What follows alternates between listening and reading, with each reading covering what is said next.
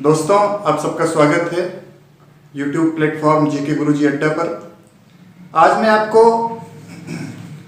English grammar के third chapter pronoun के बारे में बताऊंगा। अपने पहले वीडियो में मैंने आपको बताया था कि ग्रामर क्या है। फिर उसके बाद में मैंने बात की आपसे पार्ट्स ऑफ स्पीच के बारे में। अपने दूसरे वीडियो में मैंने आपको नाउन और उसके प्रकार के बारे में बताया। आज हम जिस टॉपिक पर बात करने जा रहे हैं वो प्रोनाउन है। प्रोनाउन दो वर्ड्स को मिक्स करके बनाया गया है, प्रो प्लस नाउन। प्रो क्या है और नाउन क्या है? तो पहले नाउन क्लियर कर दूंगा आपको। Noun is the name of any person, place और थिंग, जैसा कि मैंने अपने पहले वीडियो में भी बताया था और अब भी आपको एक बार रिवाइज करा दिया। प्रो क्या है? Pro means progressive. Pro means progressive. It means the short form of progressive is pro, जो हमको प्रगतिशील होने के बारे में बताता है। जैसे एक उदाहरण से मैं आपको समझाऊं कि जैसे किसी व्यक्ति का नाम रमेश है और बार बार हम कहते हैं कि रमेश आता है, रमेश जाता है, रमेश खाता है, रमेश पीता है, रमेश उठता है, रमेश बैठता है, तो थोड़ा सा ऑड लगता है। तो जो दूसरा वर्जन आया पार्ट्स ऑफ स्पीच का, वो प्रोनाउन आया। क्यों? क्योंकि इसको बनाया प्रोग्रेसिव। अब क्या किया हमने कि प्रोनाउन को जो प्रोग्रेसिव बना दिया नाउन का, तो इसको अलग अलग तरीकों से समझने के लिए हमने सबसे पहले आपको ही सी इट बताने की कोशिश की, जो थर्ड पर्सन प्रोनाउन है। सबसे ज्यादा सुना जाता है ही से इट थर्ड पर्सन में, साथ में प्लूरल फॉर्म में दे यूज करते हैं। इसके साथ में आई और वी ये फर्स्ट पर्सन प्रोनाउन होते हैं, और यू अपनी फैमिली का अकेला मेंबर है सेकंड पर्सन प्रोनाउन में। प्रोनाउन क्या है? संज्ञा के बदले में प्रयुक्त होने वाले शब्दों को प्रोनाउन कहते हैं। ऐसे शब्द जो संज्ञा के बदले बोले जाते हैं। Pronoun are those words which comes on the place of a noun. जहां पर संज्ञा के लिए हमने रमेश यूज किया था, उस जगह पर अब हमने ही प्रयोग करना शुरू कर दिया। जहां पर हमने सीता प्रयोग किया, उस जगह पर हमने सी प्रयोग किया। तो ये क्या करते हैं? ये रिप्लेस करते हैं नाउन को। तो प्रोनाउन का क्या काम क्या हो गया कि संज्ञा के बदले में प्रयोग किए जाएंगे, वो कहे जाएंगे प्रोनाउन। अब सबसे पहले हम इनके टाइप्स की बात करें अगर, तो प्रोनाउन को अलग अलग जगहों पर अलग अलग तरीके से अलग अलग प्रकारों में पढ़ा गया है, लेकिन मैं सोच रहा हूं कि आपको मैं सबसे डिटेल में बता दूं और एक ही जगह पर एक ही वीडियो में आपको प्रोनाउन पूरा मिल जाए। तो 10 अलग अलग प्रकारों में प्रोनाउन को पढ़ेंगे। It means pronoun are 10 types. 10 प्रकार हैं प्रोनाउन के। सबसे पहले पढ़ेंगे हम personal pronoun. Personal pronoun first type. Personal pronoun ऐसे प्रोनाउन होते हैं जिससे किसी व्यक्ति, पशु, वस्तु का बोध होता है। उनको पर्सनल प्रोनाउन के नाम से जानते हैं। साथ ही साथ हम आपको यह भी बताएंगे पर्सनल प्रोनाउन के साथ में कि कितने प्रकार के होते हैं और कितने तरीके से इनको बांटा गया है। तो पहले आप देखिए कि पर्सनल प्रोनाउन को 3 अलग अलग तरीकों में बांटा गया है। फर्स्ट है फर्स्ट पर्सन, और फर्स्ट पर्सन में आई और वी आता है। सेकंड, नेक्स्ट पार्ट जो है सेकंड टाइप, उसमें अकेले यू है। और जो थर्ड पर्सन प्रोनाउन है, थर्ड पर्सन में ही, शी, इट और दे।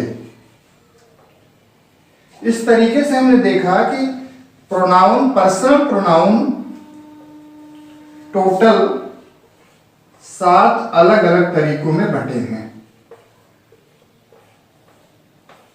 जिनमें 2 तो फर्स्ट पर्सन में आते हैं, यू सेकंड पर्सन में अकेला है, और थर्ड पर्सन में ही, शी, इट और दे। ये पर्सनल प्रोनाउन है। पर्सनल प्रोनाउन को और ज्यादा डिटेल में समझने के लिए मैं आपको चार्ट बना के दिखाता हूं, जहां पर हम देखेंगे कि किस तरीके से नॉमिनेटिव केस, ऑब्जेक्टिव केस और पॉजेसिव केस बनाया जाता है। नॉमिनेटिव केस में क्या होता है,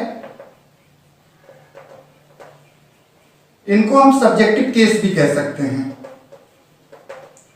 ये सब्जेक्टिव केस हैं जिसमें I, we, you, he, she, it और दे, ये होते हैं नॉमिनेटिव या सब्जेक्टिव केस। इनका जो ऑब्जेक्टिव केस है, ऑब्जेक्टिव केस में आई का ऑब्जेक्टिव केस में मी, वी का अस, यू का यू, ही का हिम, सी का हर, इट का इट और दे का देम। सब्जेक्टिव केस में फर्स्ट पर्सन में आई और वी, यू अकेला सेकंड पर्सन में, और थर्ड पर्सन में यू सेकंड पर्सन में, थर्ड पर्सन में ही, शी, इट और दे। जब इनका ऑब्जेक्टिव केस बना तो आई का मी, वी का अस, यू का यू, ही का हिम, सी का हर, इट का इट और दे का देम। अब एक और कॉलम है जिसको बोलते हैं पॉजेसिव केस। पॉजेसिव केस में क्या है, I, me, I subjective case, me objective case, और पॉजेसिव केस में माई और माइन। वी का us objective case, our, ours, you, your, yours,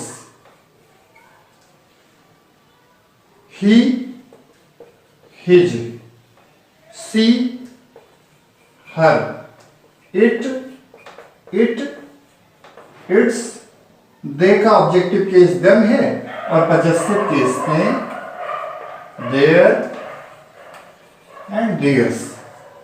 ये पूरा चार्ट है, और इस चार्ट के माध्यम से हम समझेंगे कि पर्सनल प्रोनाउन क्या है, जिसमें लगभग आपकी समझ में आ गया होगा कि फर्स्ट पर्सन में आई और वी है।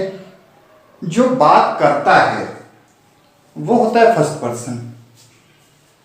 जैसे आई और वी, सेकंड पर्सन वो है जिससे बात की जाती है, सेकंड पर्सन में यू है। और थर्ड पर्सन प्रोनाउन वो होते हैं जिनके बारे में बात की जाती है, वो थर्ड पर्सन प्रोनाउन कहे जाते हैं। तो मुझे लगता है कि आपकी समझ में पर्सनल प्रोनाउन अच्छे से आ गया होगा। अब इसके सेकंड टाइप के बारे में हम पढ़ेंगे। सेकंड टाइप है इंट्रोगेटिव प्रोनाउन। इंट्रोगेटिव प्रोनाउन किसको कहते हैं? ऐसे प्रोनाउन, इंट्रोगेटिव प्रोनाउन ऐसे प्रोनाउन होते हैं जो क्वेश्चन पूछने का काम करते हैं, टू आस्क अ क्वेश्चन, जो प्रश्न पूछने का काम करते हैं, ऐसे प्रोनाउन इंट्रोगेटिव प्रोनाउन कहे जाते हैं। जैसे who, whom, what, which, etc. ये ऐसे वर्ड हैं WH के जिनका काम है क्वेश्चन पूछना। जैसे what is your name, अब ये हो गया इंट्रोगेटिव प्रोनाउन। अब जो थर्ड टाइप है प्रोनाउन का वो है रिलेटिव प्रोनाउन। प्रोनाउन तो पहला और दूसरा मैंने आपको बता दिया, पर्सनल प्रोनाउन, दूसरा मैंने आपको बताया इंट्रोगेटिव प्रोनाउन, और थर्ड है रिलेटिव प्रोनाउन। रिलेटिव प्रोनाउन किसको कहते हैं? रिलेटिव प्रोनाउन ऐसे प्रोनाउन होते हैं जो दो वाक्यों को जोड़ने का काम करते हैं और अपने पहले आने वाले नाउन या प्रोनाउन से उनके रिलेशन को बताते हैं, उनके संबंध को बताने का काम करते हैं। ऐसे प्रोनाउन रिलेटिव प्रोनाउन कहे जाते हैं। इस तरीके से हम भी कह सकते हैं कि नाउन या प्रोनाउन के एंटीसीडेंट होते हैं। ये अपने से पहले आने वाले नाउन या प्रोनाउन के से अपने संबंध को बताते हैं, वो रिलेटिव प्रोनाउन कहे जाते हैं। जिनमें हु है, व्हिच है, वेयर है, ये सब रिलेटिव प्रोनाउन कहे जाते हैं। एग्जाम्पल से समझिए इसको। I have lost the pen which you gave me. I have lost the pen which you gave me. I have, I pronoun है, कैसा? Personal pronoun, first person pronoun. I have lost the pen, मैंने वो pen खो दी। कौन सी pen मैंने खो दी? कौन सी pen मुझसे खो गई? Which, जो कि you gave me, आपने मुझको जो पेन दी थी वो मुझसे खो गई। ये वर्ड which रिलेशन को बता रहा है, किससे? पेन के। जो ये बताया जा रहा है वो पेन खोई मुझसे जो आपने मुझको दी थी।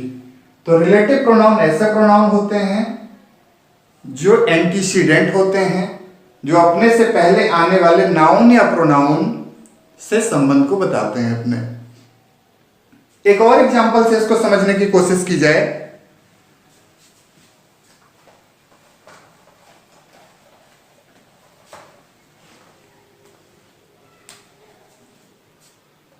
Where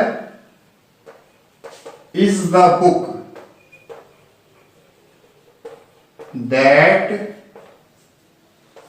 I gave you?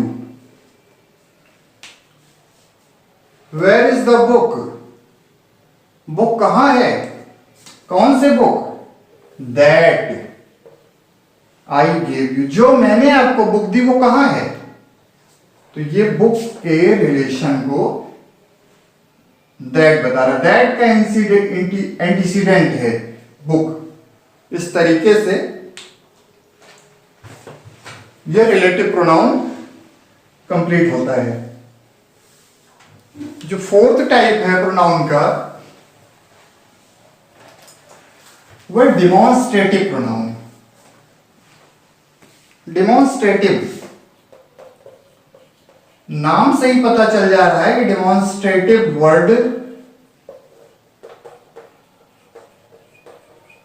Word demo से आया है। डेमो मीन्स क्या होता है? टू शो, दिखाना, करके दिखाना। जैसे आप जिस स्कूल में पढ़ते होंगे, कोई नया टीचर आता है जब वहां पर, तो वो पहली क्लास जब उसकी होती है डेमो करता है, वो आपको दिखाता है कि उसके अंदर क्या टैलेंट है, वो आपको कैसे पढ़ाएगा, क्या पढ़ाएगा, आपको कन्विंस कर पाता है कि नहीं वो अपनी बात से, वो होता है डेमो। तो डेमोन्स्ट्रेटिव क्या है? प्रोनाउन, ऐसे प्रोनाउन जो डेमो करते हैं, जो दिखाते हैं, टू शो, दिखाने का काम करते हैं। इनके एग्जाम्पल देखिए आप डेमोन्स्ट्रेटिव प्रोनाउन के, जैसे this, that, these, those. This, that, these, those, ये वर्ड डेमोन्स्ट्रेटिव प्रोनाउन को शो करते हैं। जैसे this is my house, this is my house, ये घर मेरा है, किसी और का नहीं, उसका नहीं, इसका नहीं। तो दिस इज माई हाउस, ये मेरा घर है। वहीं पर जब कहा गया दैट इज हिज हाउस, वो उसका घर है। दिस और दैट क्या शो करते हैं? दिस नियरनेस को बताता है, दिस नियरनेस की बात करता है, जबकि दैट डिस्टेंस की बात करता है, जो हमारी पकड़ में नहीं होता है। जैसे जब मैं कहूं कि दिस इज माई मार्कर, तो ये मेरा है, इसको मैं छू सकता हूं, लेकिन अब मेरे सामने जो कुछ चीजें हैं मैं वहां तक नहीं पहुंच पा रहा हूं, उसके लिए मुझे दैट का यूज करना है, वो भी सिंगुलर में। दिस और दैट का यूज सिंगुलर में करेंगे, जो हमारी एक, जिसको हम छू सकते हैं, मार्कर है। मुझसे दूर जो चीजें हैं, जहां तक मेरी पहुंच नहीं है, उसके लिए हमने दैट का यूज किया।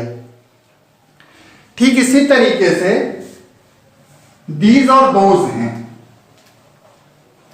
दीज जो हमारी पहुंच में है, लेकिन प्लूरल सेंस में, उनके लिए प्लूरल सेंस में दीज करेंगे, जो हमारी पहुंच में है। और वहीं पर दोज प्लूरल सेंस में ही ऐसी चीजों के लिए किया जाएगा जो हमारी पहुंच में नहीं है, जहां तक हम नहीं पहुंच पा रहे हैं। जैसे these pens are not mine, वो पेन्स रखी हुई है सामने, वहां तक मैं नहीं पहुंच पा रहा हूं, वो मेरी नहीं है पेन। तो दीज और दोज, दिस और दैट, ये आपकी समझ में आ गया होगा। ये था डेमोन्स्ट्रेटिव प्रोनाउन। अब इसके बाद में बात करेंगे हम डिस्ट्रीब्यूटिव प्रोनाउन। जो फिफ्थ टाइप है प्रोनाउन का, वह है डिस्ट्रीब्यूटिव प्रोनाउन। जो बेसिक वर्ड है डिस्ट्रीब्यूटिव, वो डिस्ट्रीब्यूट से आया है। डिस्ट्रीब्यूट का मतलब बंटवारा करना, बांटना, अपने से चीजों को अलग करना, जिसको विभाग सूचक कहते हैं। हिंदी में इसको विभाग सूचक के नाम से जाना जाता है। विभाग सूचक सर्वनाम, जिसमें है ईदर, हालांकि इसको आइदर पढ़ते थे, इधर, नाइदर या नीदर, ईच, नन, ऐसे वर्ड्स डिस्ट्रीब्यूटिव प्रोनाउन कहे जाते हैं। इसके बाद में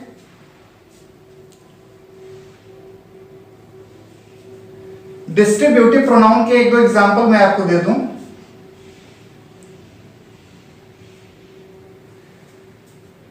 टेक,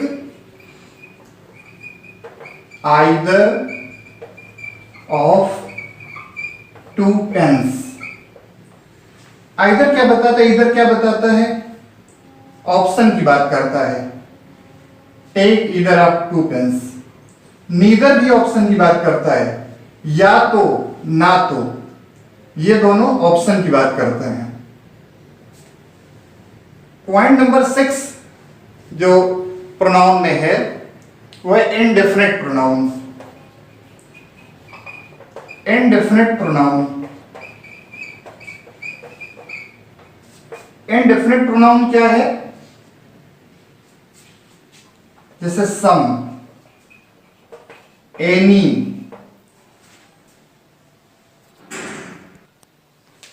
सम, एनी, मच, मैनी, ये एग्जाम्पल है इनडेफिनेट प्रोनाउन के। एक एग्जाम्पल से देखिए इसको, some boys are playing in the garden. ये एग्जाम्पल है इंडेफिनेट प्रोनाउन का। अब इसके बाद में जिस प्रोनाउन की बात की जाएगी तो 7th नंबर पे है रिफ्लेक्सिव प्रोनाउन। रिफ्लेक्सिव प्रोनाउन क्या है? जिसको निजवाचक सर्वनाम कहते हैं। निजवाचक सर्वनाम। रिफ्लेक्सिव प्रोनाउन में क्या होता है? जैसे myself, our self, himself, इस तरीके से जब हम पर्सनल प्रोनाउन के ऑब्जेक्टिव केस में सेल्फ या सेल्फ लगाते हैं तो रिफ्लेक्सिव प्रोनाउन बन जाता है। रिफ्लेक्सिव प्रोनाउन के कुछ एग्जाम्पल आपको दूं मैं। I saw my self in the mirror. I saw my self in the mirror, ये एग्जाम्पल है रिफ्लेक्सिव प्रोनाउन का। उसके बाद 8th नंबर प्रोनाउन की बात की जाए, वह एम्फैटिक प्रोनाउन। एम्फैटिक प्रोनाउन क्या है? एम्फैटिक प्रोनाउन ऐसे प्रोनाउन होते हैं जो दृढ़ता बताते हैं। किसी बात पर जोर डालने के लिए जिन शब्दों का प्रयोग करते हैं उसको एम्फैटिक प्रोनाउन कहते हैं। जैसे I myself saw the mirror. ये ऊपर का एग्जाम्पल मैंने इरेज इसलिए नहीं किया कि दोनों ही सेंटेंस में आपको मैं क्लेरिफाई कर पाऊं। आई सॉ माई सेल्फ, मैंने देखा खुद को। कहां पर? In the mirror. वहीं पर यह रिफ्लेक्सिव प्रोनाउन हो गया। एम्फैटिक प्रोनाउन में हम देख रहे हैं आई माई सेल्फ, मैंने खुद को देखा मिरर में, यह बताया जा रहा है। दृढ़ता दिखाई गई। दृढ़ता सूचक सर्वनाम कहते हैं इसको, जहां पर किसी बात को बहुत ही प्रेशर दिखा के, प्रेशराइज करके, दबाव बना के दिखाने की कोशिश की जाती है। जो 9th नंबर प्रोनाउन का है वह है रेसिप्रोकल। नाम सुना होगा आपने। रेसिप्रोकल प्रोनाउन क्या होता है? परस्पर वाचक सर्वनाम। रेसिप्रोकल प्रोनाउन परस्पर सूचक या परस्पर वाचक सर्वनाम। जैसे ईच अदर, ये परस्पर सूचक सर्वनाम कहा जाता है इसको। वन एनदर, ये रेसिप्रोकल सर्वनाम प्रोनाउन कहे जाते हैं। और लास्ट में आता है 10th नंबर पे एक्सक्लेमेटरी सर्वनाम, एक्सक्लेमेटरी प्रोनाउन।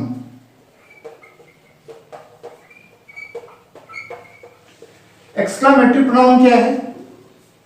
ऐसे प्रोनाउन, जैसे एक्सक्लेमेटरी पहले समझो क्या है, एक्सक्लेमेशन, एक्सक्लेम से समझो इसको। जब हमारी आंखों के सामने कोई ऐसी चीज आ जाती है कि हम विस्मय हो जाते हैं, आश्चर्यचकित हो जाते हैं और बोल पड़ते हैं कि अरे वाह, what a beautiful sight is, what a grand building, how beautiful it is. वो होता है एक्सक्लेमेटरी, एक्सक्लेम, एक्सक्लेमेशन। जहां पर एकाएक हमारे मुंह से विस्मय करने वाले शब्द निकल जाते हैं, वो होता है एक्सक्लेमेटरी प्रोनाउन। एक्सक्लेमेटरी प्रोनाउन के एग्जाम्पल आप देखिए, what, what, you have lost your bag.